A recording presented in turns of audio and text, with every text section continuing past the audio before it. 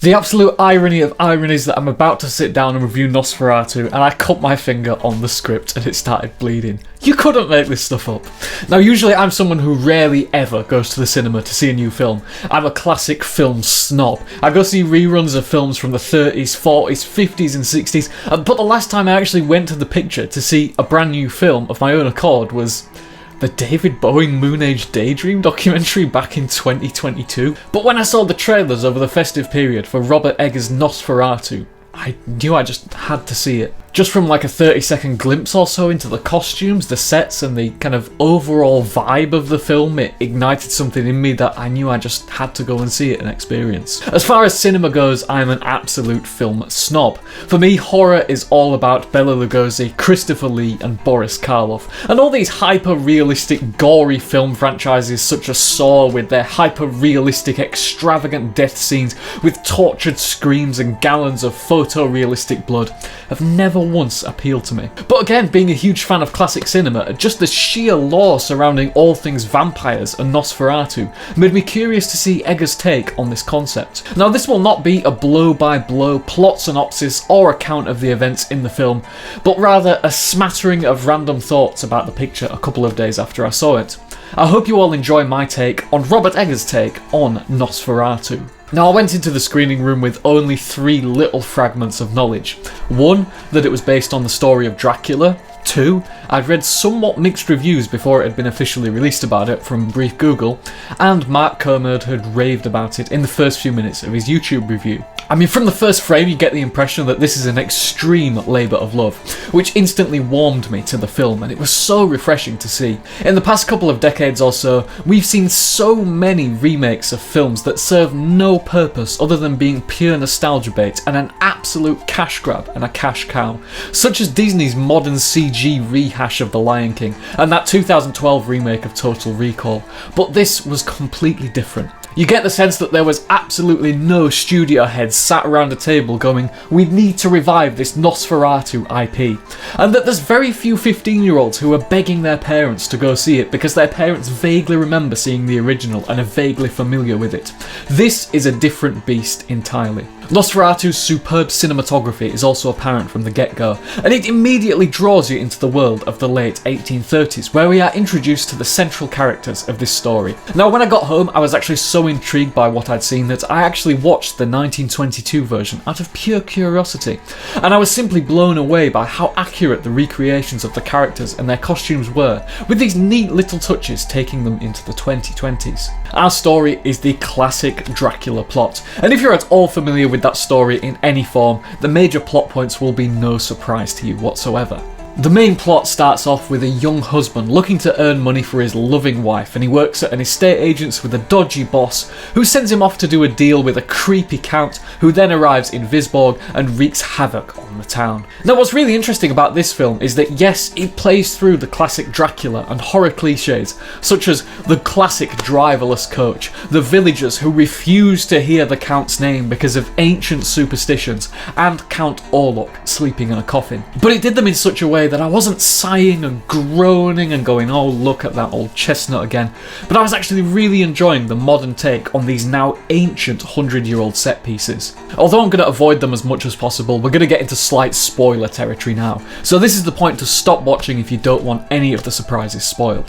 One of the first things that really struck me, aside from the stellar performance from Lily Rose-Depp, who, I don't know, she just channeled this horrific exorcism vibe throughout all of her scenes, is that we don't really get a good look at Count Orlok for nearly all of the film.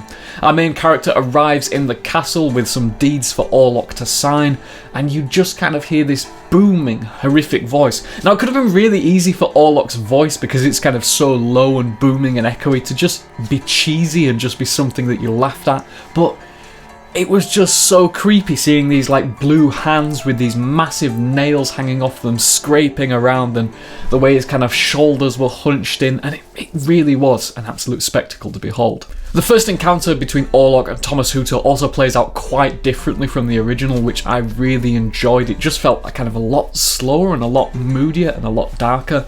In the 1922 version, it's got that classic, what I call silent film acting, where the lead is doing all the expression with his body because there's no dialogue whatsoever, of course, and he's quite a happy-go-lucky kind of guy. He's doing big gestures with his shoulders and big smiles. But with the advent of the sound in this version, we've got Thomas Hooter's kind of terrified voice just whimpering and whining, and you can tell that he is absolutely terrified of every single second that he is having to spend in this castle.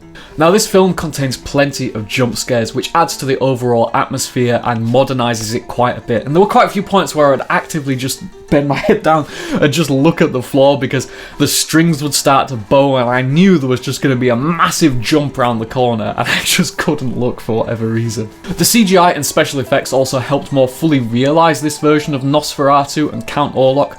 For example, in the original, when the rats are let loose when Orlok arrives in the town, there's maybe 10 or 15 rats, and you can tell they're just like pet store rats that have been brought onto the set of the film. They're just running around doing whatever the hell they want. But with this one, we have hundreds, if not thousands, of photorealistic CGI rats making horrible squeaking noises, just running all over the place to give you the chills. There are quite a few scenes featuring nightmares, which when the characters wake up, you're unsure whether it actually happened or not, and this added to the dramatic tension of the picture. The pacing I also felt was excellent, as it would often cut from quite an intense and gruesome scene with Ellen Hooter violently wrenching in the bed to a calm discussion between the other characters in the film as to what was going on. One thing Mark Kermode noted in his review is how carnal and sexual the film is, and that we often forget that that side of the whole vampire thing exists. And from his brief snippet of mentioning that, I really wasn't sure how it would play out in the film, but it added to this overall disgusting vibe of the picture, which totally drew me in. So many actors that I absolutely adore popped up throughout the film, such as Ralph Ineson, Chris Finch from the UK version of The Office, good old Finchy, demonstrating his fantastic range as an actor, as did Willem Dafoe, someone to me and my generation who has always been Norman Osborn from the Sam Raimi Spider-Man films, was able to totally transform himself into someone who was completely unrecognisable as a character. Robert Eggers also threw in several throwbacks to the original, such as that famous shot where Nosferatu's shadow is going up the wall and up the stairs, and it was great to see just how much reverence he showed for the original picture. Now, I've not seen the 1979 Werner Herzog version, but I'm quite curious to watch that and see how it compares to these two. Now, I went to see Nosferatu with my friend Liam, a quick shout out there, who's a huge Marvel and action movie buff, and I was really curious as to what he would think of this quaint little weird disgusting horror film. And the fact that him being someone who wasn't really familiar with the story at all could get drawn into it and find some enjoyment really shows the power that this version of Nosferatu has. It's able to appeal to those film snobs who love classic horror films from the 30s and 40s and 50s, all the way to someone who's never seen anything like that and was able to find enjoyment in it. If you've not seen it yet, stop what you're doing right now and get yourself out to see Robert Eggers' Nosferatu, as you will not be disappointed. In an age of endless cash grab sequels and remakes, here's one remake that builds upon the success of the original and in its own right will be regarded as a modern horror classic. I give Nosferatu 10 plague rats out of 10. Thank you for watching.